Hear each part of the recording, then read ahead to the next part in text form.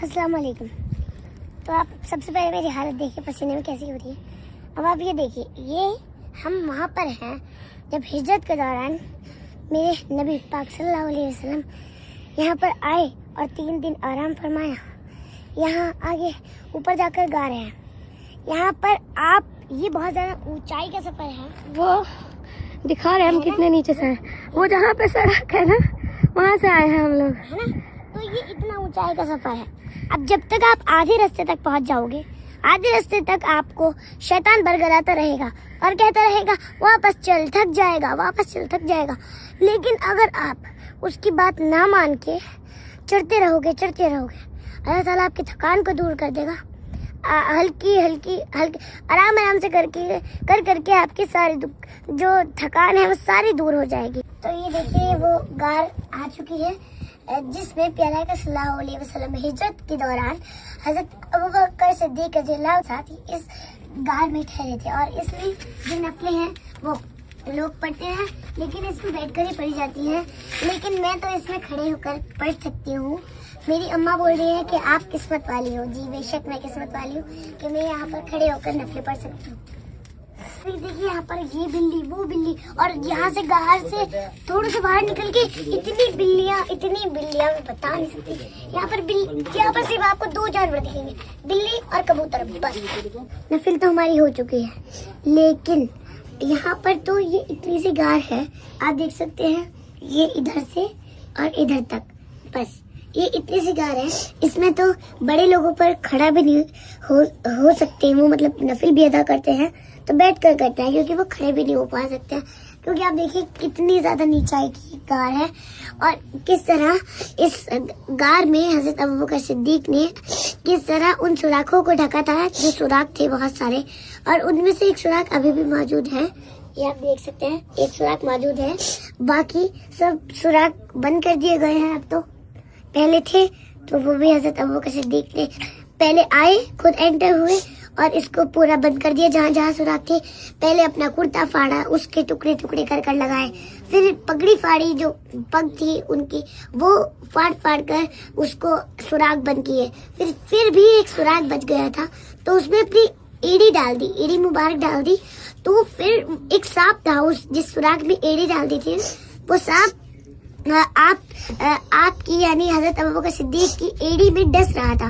वो इस मकसद से नहीं कि वो सांप है इसलिए डस रहा था। उसने कभी हजरत मूसा के दौर में सुना था प्यारा का सल्लल्लाहु अलैहि वसल्लम के बारे में कि एक नबी आएंगे, तो वो प्यारा का दीदार करने के लिए उनको डस रहा था ताकि ये एड़ी हटाए और मैं आप सल्लल्लाहु अलैहि वसल्लम का दीदार करूं। तो इसीलिए फिर जब बहुत देर तक डसता रहा, फिर बना रहे हैं वीडियो वो इसलिए क्योंकि और लोग इंतजार में बैठे थे, उनको भी नफिल अदा करनी है, तो ताकि वो अदा कर ले इसलिए हम बाहर आके। चलो मैं आपको बताती हूँ।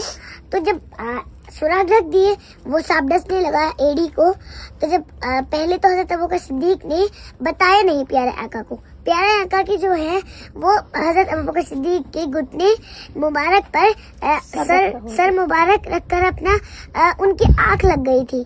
तो जब पहले तो हजरत अबू बकर सिद्दीक ने बताया नहीं, पर फिर उनकी आंख में से आंसू निकले हजरत अबू बकर सिद्दीक की, और वो आंसू प्यारा का सल्लल्लाहु अलैहि वसल्लम के चेहरे मुबारक पर जाकर गए और जाकर गिरे। तो प्यारा का सल्लल्लाहु अलैहि वसल्लम की नींद टूट गई, मतलब उठ गए। तो पूछा कि क्या हुआ है अबू बकर, क्यों रो रहे हो? तो हजरत अबू बकर सिद्दीक ने कहा कि कुछ नहीं, एक खतरनाक जानवर ने मुझे डस लिया है, तो इसीलिए मैं जब से हटा नहीं रहा था, अब मैंने हटा लिए एड़ी। तो आप सो जाए, आप तकलीफ मत ले, मैं सह लूंगा। ये देखिए हजरत अबू बकर सिद्दीक की शान, कैसे प्यारा आका को। और जब यहाँ ये जो है चढ़ाई का रास्ता है, इसीलिए आधे से भी शुरू में तो ऊँटनी पर प्यारा आका हजरत अबू बकर सिद्दीक की ऊँटनी पर आए, फिर ऊपर चढ़े, ऐसे उंगलियों के बल चल रहे थे, जैसे चलते हैं ना ऐसे चल रहे थे ताकि दुश्मनों को पैरों के निशान न दिखे। तो जब प्यारा का सल्लल्लाहु अलैहि वसल्लम की उंगलियों मुबारक में से खून आने लगा, तो हजरत अबू बकर सिद्दीक ने उनको अपनी गोद में उठाकर उनको लेकर आए, यहाँ तक फिर गोद में ही लाए। ये देखिए।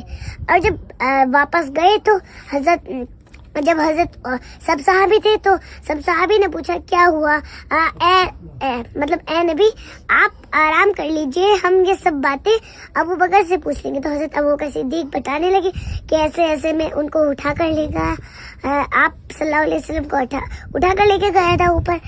तो हजरत उमर बोले कि ए अबू बकर तुम मेरी जिंदगी की सारी नेकियां ले लो, बस ये एक नेकी मुझे दे दो।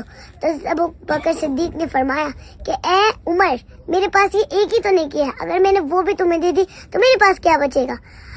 ये देखिए इतने बड़े सहाबी क्या बोल रहे हैं कि मेरे पास एक ही नेकी है। अब बताए इतने बड़े सहाबी है। तो अब हम जा रहे हैं अपने घर। हाँ। लेकिन मेरी एक बात जरा गौर से सुनना हाँ। कि यहाँ पर आने से आपको शैतान रोकेगा, बोलेगा बहुत ऊंचा है, चढ़ नहीं पाएगा, लेकिन आपको हिम्मत नहीं आनी है। शैतान को ठोक कर मार के आपको यहाँ पर आना है। ठोकर? अच्छा। उसको मार के यहाँ पर आना है। हाँ शैतान के घुटनों को मार के यहाँ पर आना है। हाँ जी। हिम्मत और देखो नहीं आनी है। कितने से घर दिख रहे हैं वहाँ और से। जब आप आधे रास्ते से बीच में पर आ जाओ, आधे लोग तो बीच में भाग गए वापस। हाँ जी, आ जाऊंगा ना, मारने पकड़ा। अरे यार